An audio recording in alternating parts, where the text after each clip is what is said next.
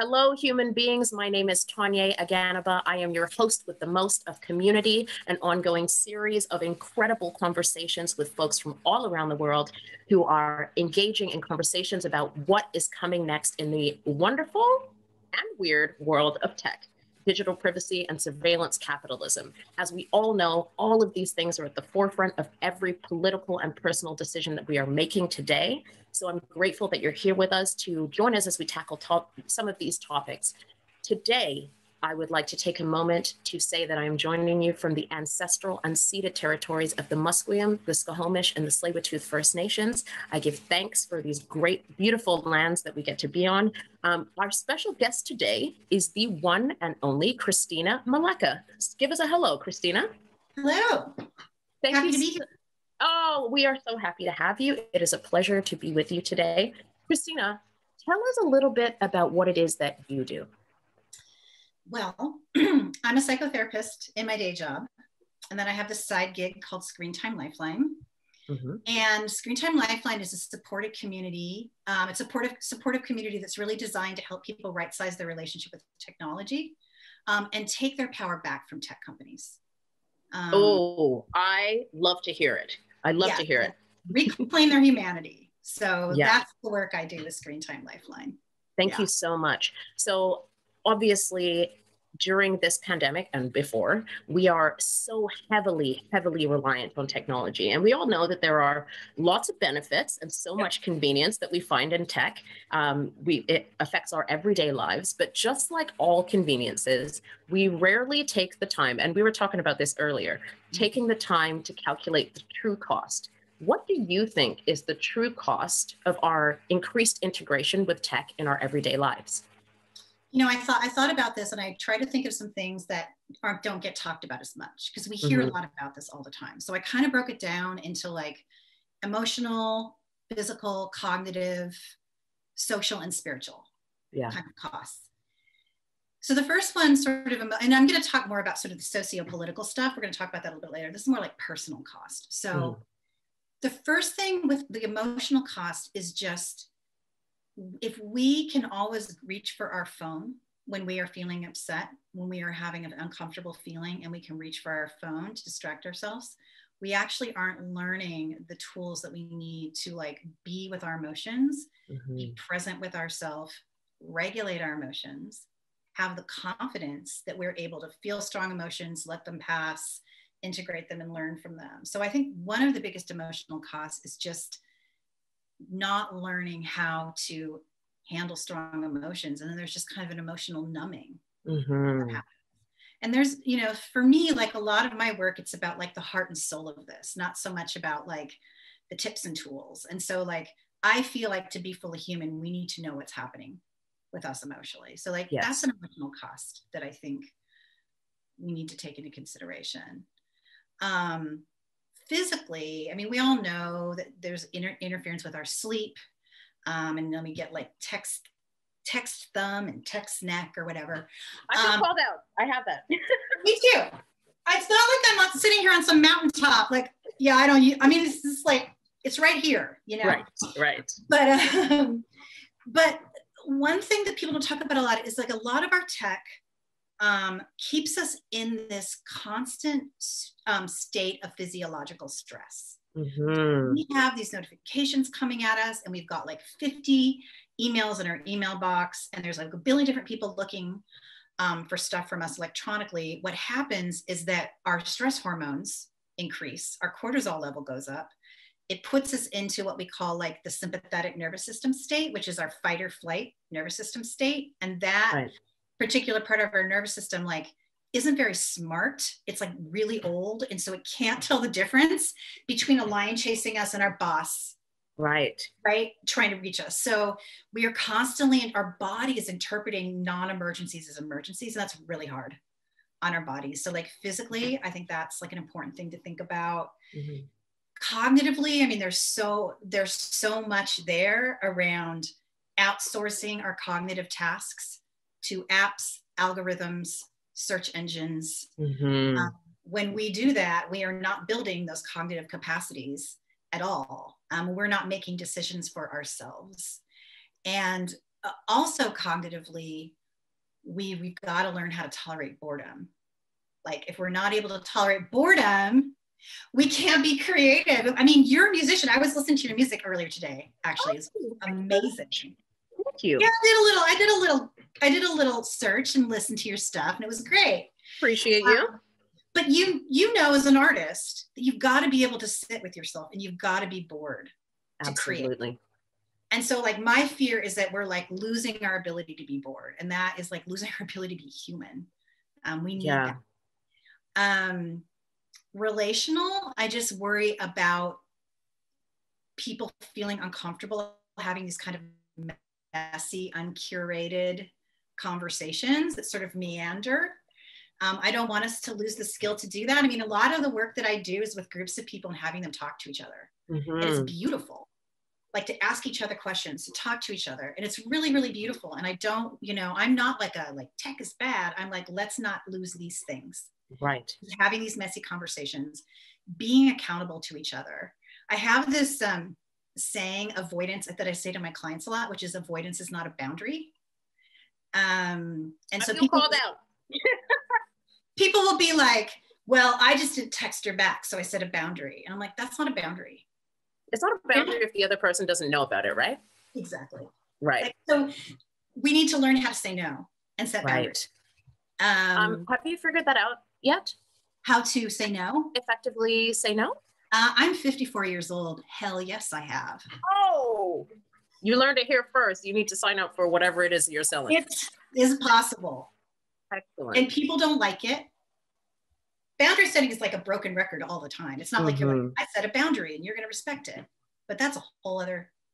It's a whole other thing. Go ahead. I was just going to say thank you so much. Those are all things that I'm constantly thinking about. Specifically, what you mentioned about this idea of loss of, or the idea of not understanding or not connecting with, these quiet moments. We are so quick to watch a show or check the feed or, post a selfie or whatever, right. that time that we used to spend learning a craft or becoming deeply passionate about a skill is somehow being lost. So I'm so grateful to hear that you're trying to reconnect people with that. I think that's crucial. Yeah. Thank you. You are so welcome. So in your work, you're also trying to address the ways that tech reinforces oppressive systems.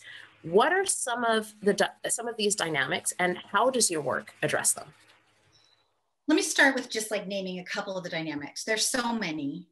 And then I'll sort of talk about how my work addresses them. So, you talked about surveillance capitalism at the beginning of this conversation. And like, I feel like the work that I do is about resisting surveillance capitalism.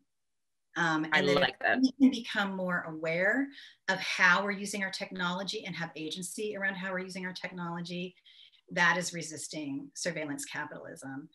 I also think about, the major actors who are creating the platforms that we use, the menus we choose from, the structure through which we view the world, are overwhelmingly white men. White, cisgender, straight men who have an affluent lens, often Ivy League educated or Ivy League dropouts. Seems like that's a thing. That's a real thing. Yeah. And so that's why, we need like 1600 Avs DEI work. There need to be people in there to be putting in the guardrails. All the groups of people who are getting harassed online or who aren't included or who are excluded or who aren't considered, they're not in the room. And so like we should watch that like 3 times. Yeah. And then also search engines reinforce racism, misogyny. I don't know if you've read this book by Sophia Umaja Noble, Algorithms of Oppression. I have not, but adding it to the list. So good. Because search engines are also created by a very small subset of the population. Another thing that I've really noticed as an older person is sort of ageism. And the way that ageism on all levels gets reinforced in social media. And we have these like boomers versus millennials and Gen Y versus Gen Z, and certain platforms, you know, Instagram, I think that like 89% of people on Instagram are under 45. So there's like this huge platform where everyone's getting information from, but we're not hearing from our elders there. So like those are some oppressive dynamics I can think of. I'm sure you can think of many more. Oh, wow. If we had more time. If we had all the time in the world, let me go off. I think about June 2nd was International Sex Worker Day. And I think about the ways that sex workers are constantly, they're actually always on the forefront when it comes to privacy issues and fighting for digital justice. And they have constantly been sidelined and pushed out of the conversation because, you know, the hegemonic system says that sex work is bad when we all know that sex work is work, and that's just fine. But yeah, there are so many oppressive dynamics. And I'm so glad that you mentioned the stone cold reality that the majority of people that are in positions of power in STEM are overwhelmingly white and overwhelmingly male. And as we remember from 2020, the few souls who do manage to get into positions of power are constantly bullied or just ejected from their positions. And this speaks to, you know, the larger system at play. And it's really frustrating, but that's why I love this project. That's why I love 1600 Avenue and 1600 Cyber and the work that you do, because it's really about reconnecting people with first of all, with real relationships and the skills to have relationships in the world, but also it doesn't stop people from connecting with tech. Tech is here. That's life. Yeah. Oh, thank you so much. What I would love to ask you, what are some of the novel ways that you've seen people deal with their screen addiction? Because, like, let's be real, we're all hyper focused on our screens. What's a way that you've seen somebody just beat it? Ooh, well, there's all sorts of ways to do it. I mean, I think number one, for me, the thing that's really motivating, what I lead with is like, this is about sticking it to the man. I mean, on a certain level, like what's motivating for me is not, I mean, there's lots of tips and tools, and there's like a whole kind of digital wellness community that's all about like giving you tips and tools. But I feel like to do that without an analysis of the corporate accountability piece is like telling individuals that if they just recycle, they'll solve climate change, when we know that's up to corporations and that's up to government entities. And so that's whenever I'm going to talk about like tips and tricks, I always want to premise it with that. Yeah. So some of the ways, I mean, first of all, like you're not going to spend less time on your phone unless you know what you want to be doing with yourself. Right. So it's like a personal development project. And I think that it's not as easy as just not having your phone by your bed. Those things are helpful, but you have to start with like, what am I going to do instead? Who are my community? How do I feel connected? How do I regulate my nervous system when I'm jonesing for my phone? Some really basic things that have helped me and that I help other people with are, first of all, just like not having actually just putting your phone in another room. Like very simple. So good at that one. You are, that's great. Yeah. Very, very, very simple. You know, buying an old-fashioned alarm clock and not having a phone in your bedroom. Starting your day on your own terms. Starting your day, not jumping into the stream of data and like what Mark Zuckerberg wants you to do, but starting the day by breathing, journaling, taking a moment so that you're not just jumping in. So much of it is just about awareness. I'm not using the word mindfulness as much because it's kind of appropriative and it like doesn't mean anything anymore, but like awareness, presence, I mean, there's all sorts of things. You can turn off your push notifications. These are all great tips, but I want to just flag for a second there. You said mindfulness really doesn't mean anything anymore. And I just want to, I'm remembering an article that I saw last week, which was an image of this kind of box thing on the floor of an Amazon warehouse that was being marketed as like the mindfulness room Oh yeah. for Amazon workers to go into and have a moment of zen while being exploited by Jeff Bezos. And I was, yeah, it made me think a couple things about mindfulness. And the other thing that I wanted to flag was you mentioned how tips and tricks are a way of changing your personal behavior.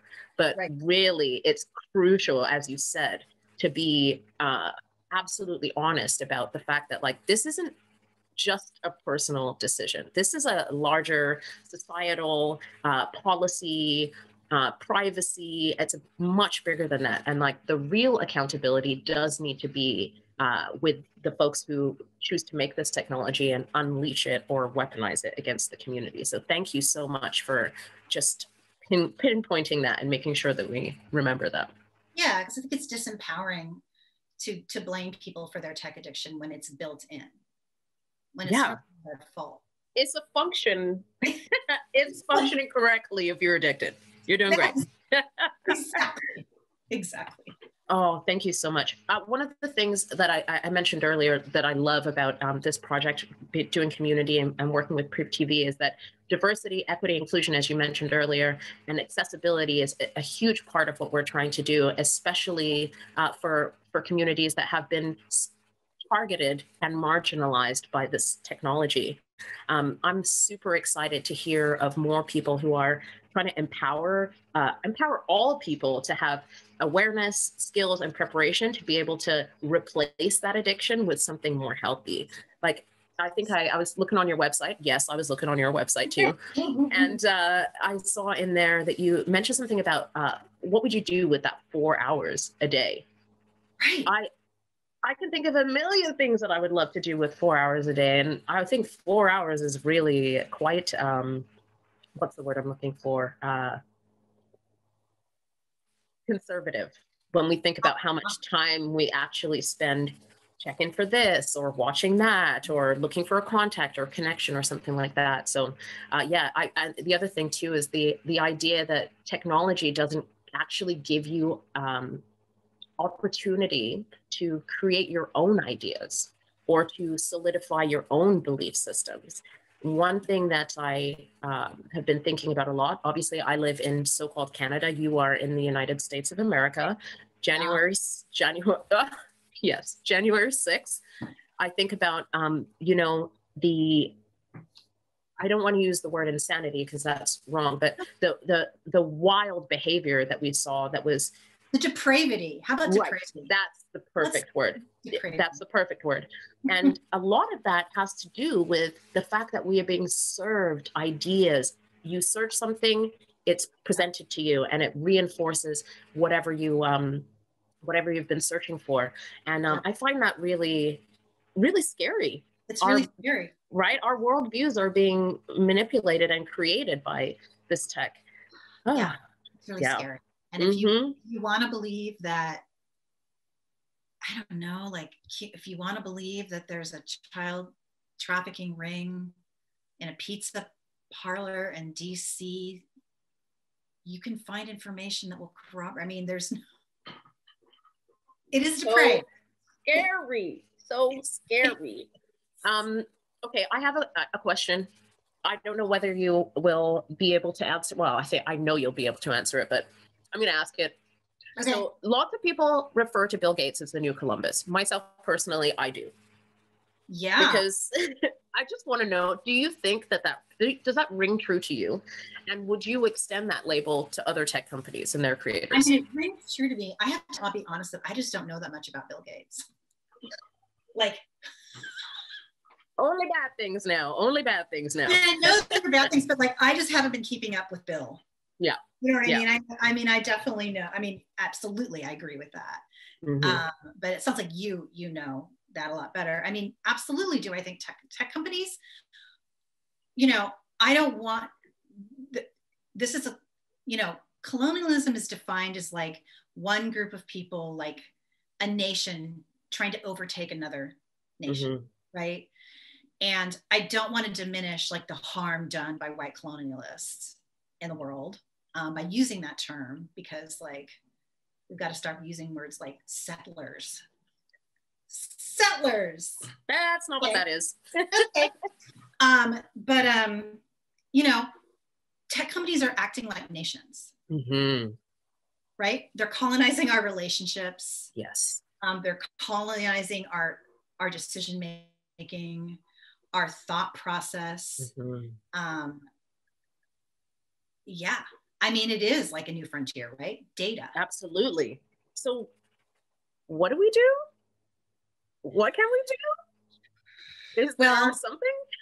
I think for me, like as a therapist, well, I started my career as a community organizer, and I worked as a community organizer for a long time. And then I was like, people aren't going to be able to get any shit done. Can I swear on this? Sorry. People aren't going to be able to make change if they're not, if they're not working on their own stuff. True. You know, so I see being a therapist is going from macro social change to micro social change. And I see a lot of this work, the first thing we need to do to change this is to like untether ourselves from this, or find a way to have more balance with our technology, to understand how we can use it without it using us. Like, I feel like that's a step before we can really confront the larger issue. Because as long as we're hooked, it's really hard to make those sort of socio-political changes. And we all have a part to play. And my part is to try to get people in a really embodied, politicized, trauma-informed way to look at their relationship with technology and see if they can make that change in community with other people. So that's my contribution. You've heard it here first. That's what we all should be doing. I feel like I have my homework set out and cut out for me. I am so appreciative of all of the insights that you've provided into what comes next, actually. And I'm heartened, as always, to understand and reaffirm the knowledge that I already have, that it is all about relationships in community. Always. I always think that, like, we are living in reality, and then there's like a secondary reality that's created by the internet. And as much as possible, I want us to like pull those two things together so that it's like a holistic planet. But and the work that you do with the work that you do is a perfect way to like begin to find that path. And I want so much for everybody to have access to that.